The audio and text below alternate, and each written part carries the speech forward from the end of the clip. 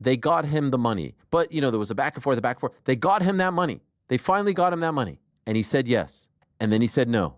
And since he said no, they've been trying to figure out a way to get him to do this fight. One last fight.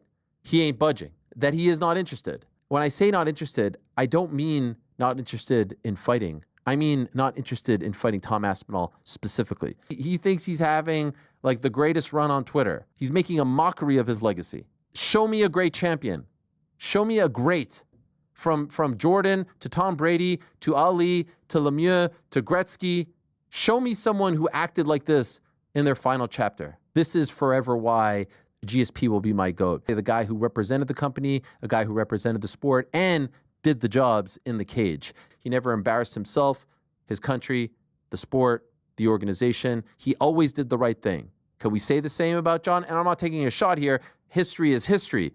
But Jon ain't doing the right thing right now. Jon Jones has made a mockery of their belt. And then he's sitting there on Twitter saying, I don't care if you strip me. I'm bigger than all of this.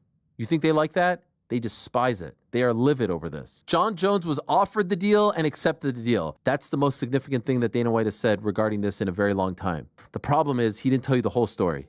He didn't tell you about and then he went back on his word. Eventually that part will come out. Because whenever he comes out and tells the story of why this fight didn't happen, he's going to say he agreed and then he backed out. The glazing is over.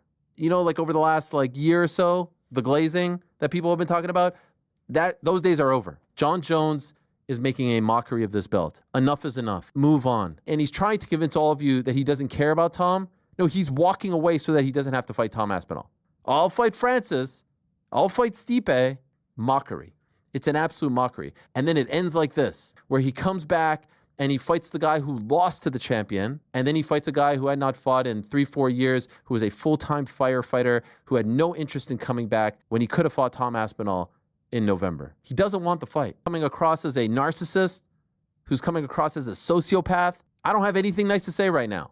I'm tired of it. And I'm tired of seeing the UFC enable him. They do everything in their power to build up that belt, to make it seem like the most valuable and important prize in the game. They have done that. They have successfully done that. And this guy's shitting all over it. Move on.